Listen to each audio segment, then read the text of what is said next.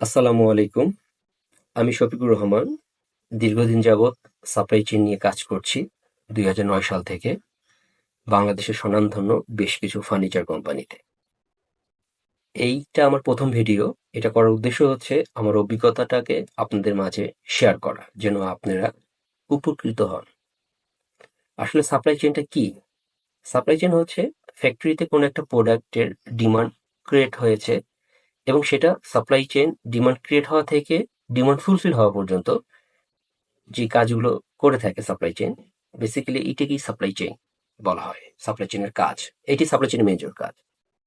Demand create হওয়া থেকে demand fulfil পর্যন্ত সাপ্লাই চেইন একটা মেজর কাজ হচ্ছে পারচেস।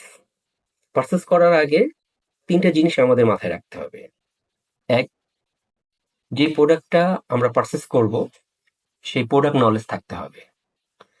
প্রোডাক্টের প্রাইস সম্বন্ধে নলেজ থাকতে হবে এবং প্রোডাক্টটা রাইট টাইমে আমি যেন ফ্যাক্টরিতে ইনহাউস করতে পারি সেই টাইম টেবিলটা আমার মাথায় রাখতে হবে।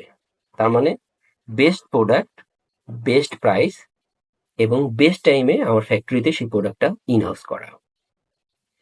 এবং সেই ক্ষেত্রে আমাদের আরো কিছু জিনিস জানা দরকার।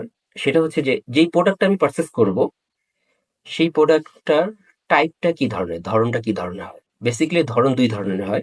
একটা হচ্ছে লোকাল মেড, একটা হচ্ছে ফরেন মেড।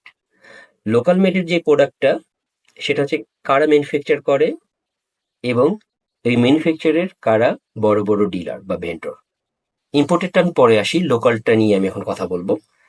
সেই ক্ষেত্রে যে লোকালে যে ম্যানুফ্যাকচার আছে তার ডাটা আমার কাছে থাকতে হবে এবং ম্যানুফ্যাকচারের নির্ধারিত যে ডিলার আছে তাদের ডাটা আমার কাছে থাকতে হবে।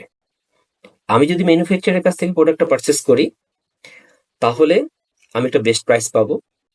আমি যদি ম্যানুফ্যাকচারের কাছ থেকে পারচেস না করে আমি যদি তার নির্ধারিত ডিলারের কাছ থেকে যদি প্রোডাক্টটা পারচেস করি তাহলে আমি কিছুটা ক্ষতিগ্রস্ত হব এবং ওই ডিলারের আরো কিছু সাব ডিলার থাকে তাদের কাছে যদি পারচেস করি তাহলে আমি আরো বড় ধরনের লুজার হব। সেই ক্ষেত্রে আমার টার্গেট থাকবে আমি ডাইরেক্ট যেন ম্যানুফ্যাকচারের কাছ থেকে সেই প্রোডাক্টটা পারচেস করি। সেই ক্ষেত্রে ম্যানুফ্যাকচারের কাছ থেকে আমার একটা সম্পর্ক বিল্ড আপ করতে হবে। শুধু ম্যানুফ্যাকচারার না, ম্যানুফ্যাকচারের পরেও তার যার সাব ডিলার আছে তাদের, এদের সাথে আমাদের একটা সম্পর্ক বিল্ড আপ করতে হবে। সম্পর্ক বিল্ড আপ করলে যে জিনিসটা হবে কি, যে আমরা আগে আগে ইনফরমেশন পাবো। ম্যানুফ্যাকচারিং প্রোডাক্টটা করে ফেলবে তখন আপনাকে ইনফর্ম করবে আমি প্রোডাক্টটা তৈরি করেছি, আপনাদের ডিমান্ড থাকলে পারচেস করে নিয়ে নেন। যদি ম্যানুফ্যাকচারের কাছ থেকে যদি প্রোডাক্টটা না পাই, তা সাব ডিলার যারা আছে তাদের কাছ থেকে আমরা সেই প্রোডাক্টটা নিতে পারবো। তখন ম্যানুফ্যাকচারার আমাকে বলে দিবে যে অমুক অমুক ডিলারের কাছে এই প্রোডাক্টটা আছে, আপনারা ওখান থেকে পারচেস করে নিতে পারে। এই জিনিসগুলো আমাদের কাছে মাথায় রাখতে হবে। সে কারণে সর্বপ্রথম আমাদের সম্পর্কটাকে বিল্ড আপ করতে হবে। এরপর একটা মেজর ইস্যু আছে, যে জিনিসটা তাকে অবশ্যই জানতে হবে। সেটা হচ্ছে তুমি যেই প্রোডাক্টটা পারচেস করতেছো সেই প্রোডাক্ট নলেজটা তোমার মধ্যে কতটুকু আছে। প্রোডাক্ট নলেজটা আমরা দুইভাবে নিতে পারি। প্রথমত হচ্ছে যে আমরা সেটা হচ্ছে বইয়ে পড়ে, আর দ্বিতীয়টা হচ্ছে এই প্রোডাক্টটা যারা ডাইরেক্ট ইউজ করতেছে ইউজারের কাছ থেকে। তা যারা হচ্ছে গুড পারচেজার তাদের বোথ নলেজটা থাকা দরকার। যেমন সেই প্রোডাক্টটার নলেজ পুস্তকে পড়েও এবং প্র্যাকটিক্যালি, এই দুটো নলেজ যখন তার মধ্যে থাকবে তখন সে অবশ্যই একটা গুড প্রোডাক্ট সে পারচেস করতে পারবে।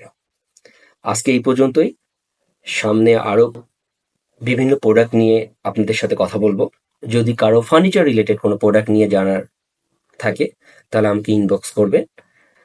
আমি সেই সোর্সিংটা আপনাদেরকে যদি জেনে থাকি তাহলে অবশ্যই আপনাদেরকে আমি সেটা প্রোভাইড করব। আমার জন্য দোয়া করবেন। সামনে আরো অনেক বিষয় নিয়ে কথা হবে। আসসালামু আলাইকুম।